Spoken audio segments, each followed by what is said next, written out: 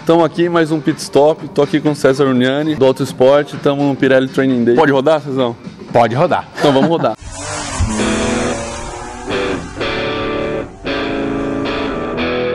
César, quem não é desse meio automotivo, quem não é hardcore ou quem não entende, acha que piloto só serve para postar corrida. Eu tô aqui com você hoje, já ouvi umas palestras de vocês. A gente sabe que não é bem assim, né? O que o motorista comum, né, às vezes aficionado, mas mal entendido do assunto, acha que você andar rápido, por exemplo, num carro de corrida é uma questão de força, e não é jeito, né? A gente até brinca que ganha uma corrida, não quem sabe acelerar, ganha uma corrida quem sabe frear, quem sabe aproximar o carro na curva, quem sabe tomar uma curva da maneira correta, e muitas vezes a velocidade que você está ali é baixa. Vou dar um exemplo. Às vezes as pessoas perguntam para mim ou para qualquer piloto, eles apontam uma curva qualquer e falam, quanto você faz aquela curva? Não sei. Pô, mas você não é piloto? Carro de corrida não tem velocímetro. Você anda no limite do equipamento. Você vai sentindo. A gente vê aí um pessoalzinho na rua cantando pneu. Você está cantando pneu, você já está perdendo tempo. Porque na medida em que o pneu está cantando, significa que você está escorregando. Se você está escorregando, você não está no máximo da aderência. Está andando mais do que precisa, né? Está percorrendo um espaço maior, está escorregando em vez de estar pregando o carro no chão. Nesse treinamento, por exemplo, o Training Day, a gente consegue mostrar muito isso. Ontem, por exemplo, teve pessoas que na primeira volta, no jeito deles de dirigir, dirigiu de maneira super agressiva, bem desconfortável para nós, para o carro. Depois a gente colocou eles numa condução muito mais progressiva e suave, eles foram tão rápido quanto e com controle do equipamento. Ou seja, percorreu o mesmo espaço num tempo muito próximo, com muito mais segurança e conforto. Porque é uma questão de técnica, de domínio, né? A pessoa que dirige de maneira progressiva, suave, que consegue controlar bem as marchas, sem dar tranco, desacelerar sem que todo mundo se movimente no carro, se essa pessoa tentar andar num carro de corrida, ela vai se dar super bem. Em compensação, aqueles que se acham piloto e saem atropelando tudo, se tentar andar no carro de corrida, vai se matar. Que relação legal, né, cara? Porque não vai conseguir andar bem. Como eu disse, andar rápido é uma questão de jeito, não é força. E outra, né? Você quer correr? Existe cartódromo, existem vários track days hoje, né? Busque um ambiente controlado para fazer isso. Aprenda a fazer isso da maneira correta, que na maioria desses track days sempre tem pilotos experimentados ali, ensinando o cara a tirar o máximo do equipamento.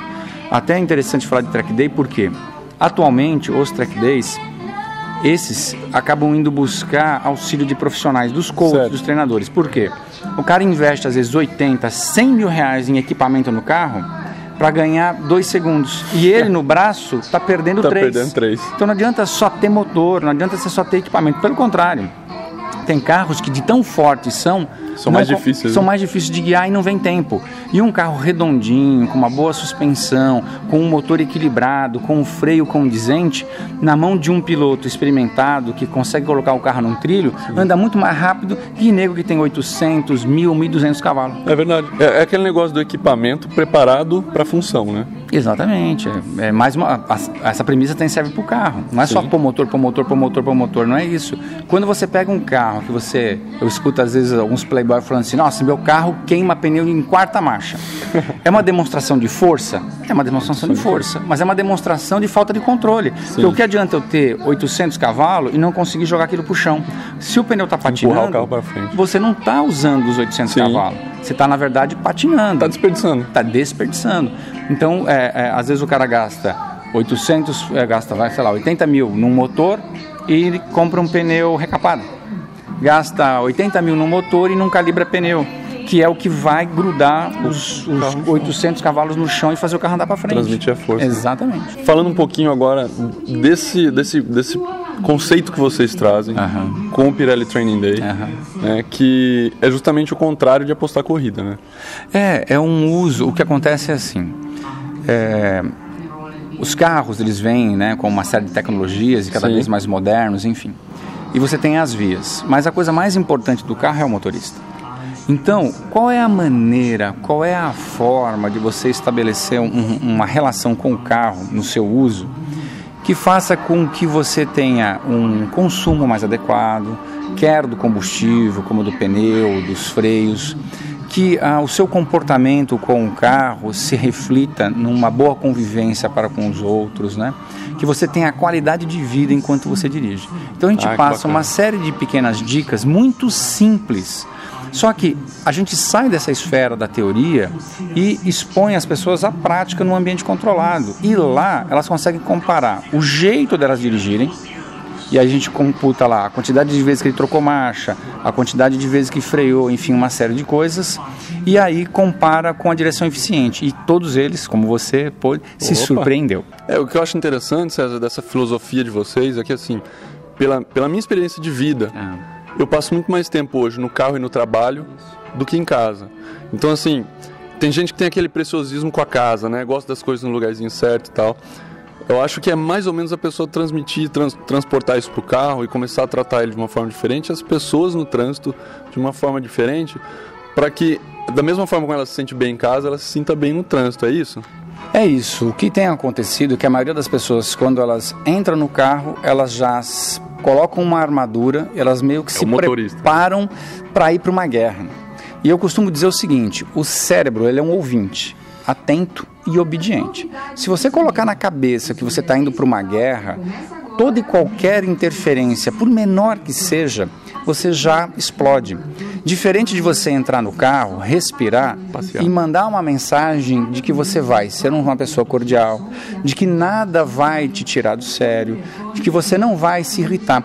Um se irrita porque o outro deixa ali a luz de neblina acesa, deixa.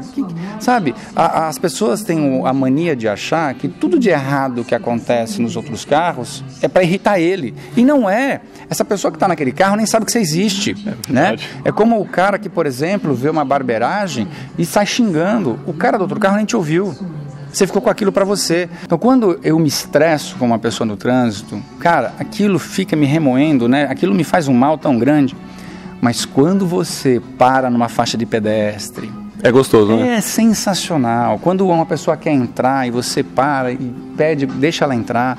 Quando você pratica a cordialidade, te invade uma sensação tão boa, uma sensação tão prazerosa. E muito provavelmente nós, né, nos damos a esse trabalho de fazer isso porque nós gostamos de carro. Não é possível que o carro, né, ele seja um instrumento para o mal. Ele é um instrumento para o bem. Olha só, o carro te leva para lugares onde você não conseguiria ir a pé. Te traz memórias maravilhosas, né?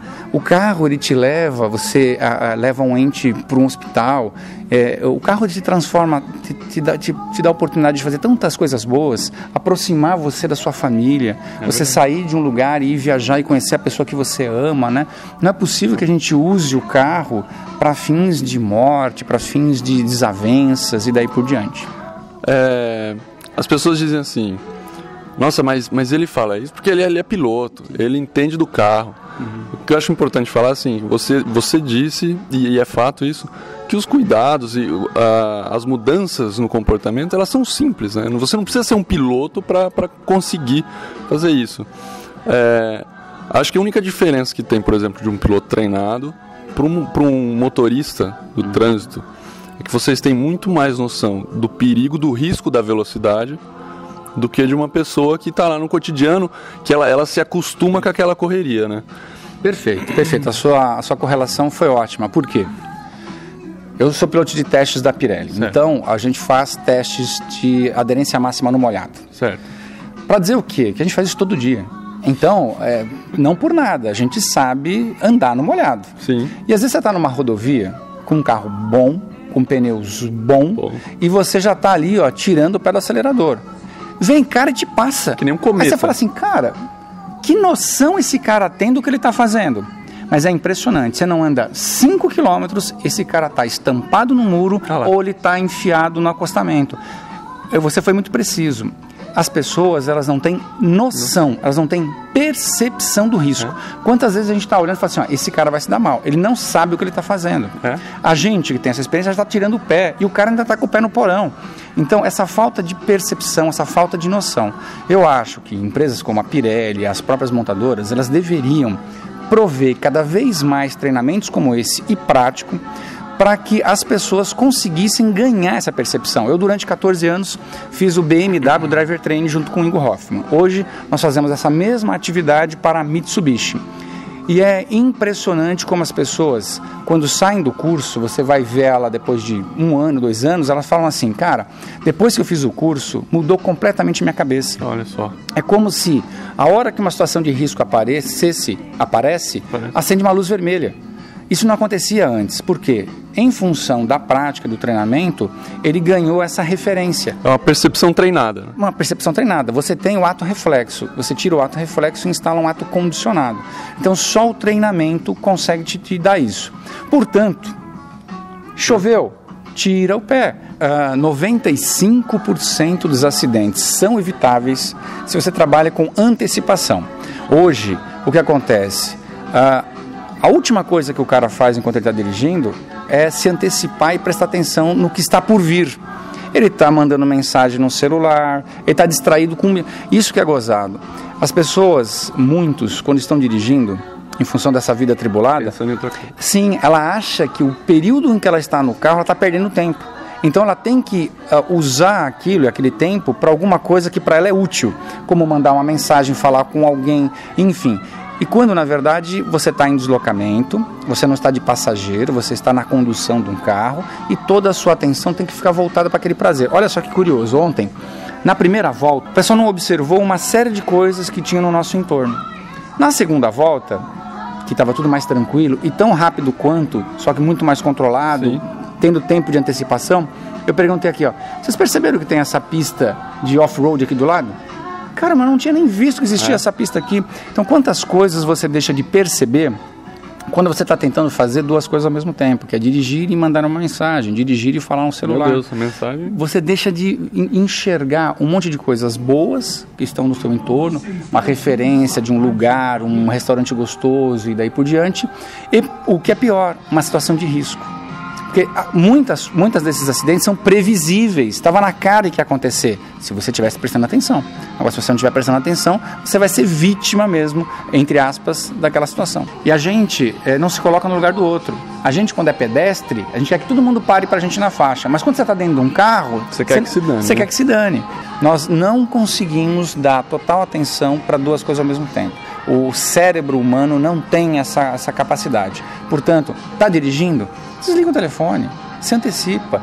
É urgente? Para atender, mas não fazê-lo conduzindo um carro. Vocês fazem uma relação entre o quanto gira o motor e o nosso coração. E aí as pessoas chegam para mim, algumas pessoas, né, aquelas, como você falou, as mais desinformadas, e aí vem com aquela polêmica assim, eu acho que automobilismo não deveria ser esporte. Porque esporte envolve esforço físico. Eu rebato assim, você tem noção do esforço físico que um piloto faz em 1h30, 2 horas de prova? É um esforço absurdo, né? O esporte a motor é um esporte de habilidade, né? É você estar dentro de um... Você poderia estar em cima de um cavalo? Sim. Mas você está dentro de um carro. Então, você tem que ter um domínio da máquina, você tem que ter um domínio do equipamento, como um surfista tem em cima de uma prancha. Certo. Né? Para conseguir fazer todas aquelas manobras que ele faz. Nós fazemos a mesma coisa, só que embarcado num carro.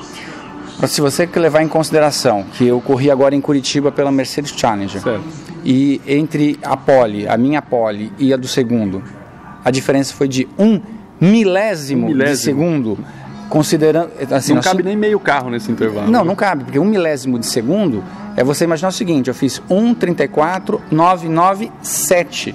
Esse cara fez 1:34.998. Então, isso em quase 5 quilômetros, com um monte de curvas, subindo e descendo, né, trocando marcha, pisando no freio, uma série de outras coisas. Então, é um esporte de habilidade. E só quem não conhece o esporte, né, não sabe o quanto você tem que se cuidar fisicamente e mentalmente para você conseguir ter aquilo. Frear no momento certo, tirar o pé no momento certo, buscar a trajetória, ver que o carro está escorregando, conseguir dosar o acelerador, criar uma conexão direta com o carro, com a máquina, né? É como se o combustível viesse, entrasse na sua veia e você fizesse parte daquele momento. E não é só isso. O esporte a motor, ele traz uma série de benefícios para a indústria automobilística.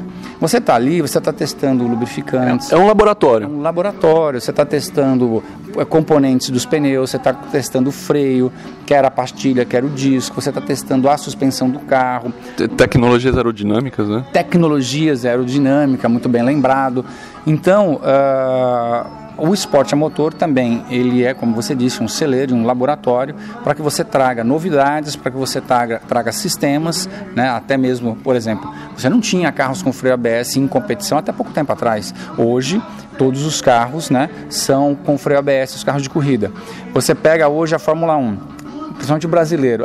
Eu não gosto de câmbio automático, mas não sei o quê. Pô, a Fórmula 1 tem câmbio automático há 200 anos e o câmbio automático é muito mais rápido que o ser humano. Ele sempre troca na mesma velocidade. Né? Você entendeu? Então esse sistema hoje você está em todos os carros, né? Então não é olhar só pelo lado do esporte, é olhar também pelo lado de pesquisa e desenvolvimento que as competições proporcionam, né, para os carros de rua. Muita coisa que você vai na concessionária hoje e compra no teu carro foi desenvolvido nesse laboratório que é a competição. Na maioria das vezes, inconscientemente, né? A gente não sabe que a gente está usando ali uma tecnologia de corrida. Pois é, haja visto o que nós estamos fazendo aqui agora, né? Qual é a experiência que você tem de corrida como piloto que pode se traduzir em um benefício, falando de educação, para o motorista? Olha, andar de carro de corrida é uma questão de jeito, não é força. Não adianta você acelerar como você acelera. Eu, como piloto, que quero fazer o quê? Fazer um circuito o mais rápido possível, eu tenho que frear. Eu vou andar de kart com o pessoal que nunca andou de kart. Eu tenho que frear, é ótimo. Né? A gente vai andar de kart com o pessoal, às vezes, né, que não anda de kart com frequência, e você vê que o cara, nossa, fica lá para trás. Aí ele fala assim, como é que você fazia aquela curva? Você freava? Freava. Pô, eu não freio e era mais lento que você. Exatamente. Se você não frear, você vai ser mais lento. Para o carro na tomada da curva. E aí acelera no momento certo, aquela coisa toda. E no afã de querer ser rápido, o pessoal faz um monte de coisa errada. Tá aí mais um benefício de quem pratica o esporte a motor. Sim. Consegue trazer essa luz para as pessoas de que andar rápido não é força, é jeito. São experiências trocadas que acho que vale a pena. Se todo mundo colocasse na cabeça, né, e falasse assim, a cada pessoa que embarca no seu carro, você dissesse assim, poxa, essa pessoa está confiando a vida dela a mim. Deixa eu cuidar de nossas vidas, né? Se todo mundo tivesse essa consciência, sem dúvida alguma, menos acidentes nós teríamos. É Sim. diferente, né? Tem muita gente que quando uma pessoa entra no carro dele, aí ele quer se exibir. Quer aparecer. Quer se mostrar. E ele não tem esse respeito, nem a vida dele, e muito menos a de um inocente, né? Que está do seu lado. Por isso que, gente, bebeu, não dirija. Não sabe, eu sempre chuva, tira o pé. Eu sempre fui o motorista da rodada, porque eu não bebo, eu não fumo. E aí eu sempre, sabe, tinha esse cuidado de levar as pessoas para casa, aqueles que tinham bebido isso e aquilo, né? Fazer o bem é tão bom, né? Puta, é demais, né? Então acho que é isso, né, Cezão? A gente já falou bastante coisa aqui. Um abraço pessoal do Pit Stop. Obrigado. Valeu, César. Fiquem com Deus, galera. Até mais. Até a próxima. Tchau, tchau. Vamos lá. Dirigimos o novo Uno 2015, que o nome dele é Novo Uno 2015. Novo Uno? 2015. Porque tem o 1.0. Vamos lá, tem as diferenças. Tem o Uno 2015 e tem o novo Uno 2015. Ah, é? É. Qual que a gente dirigiu? O novo? Ah, bom. Nós dirigimos a versão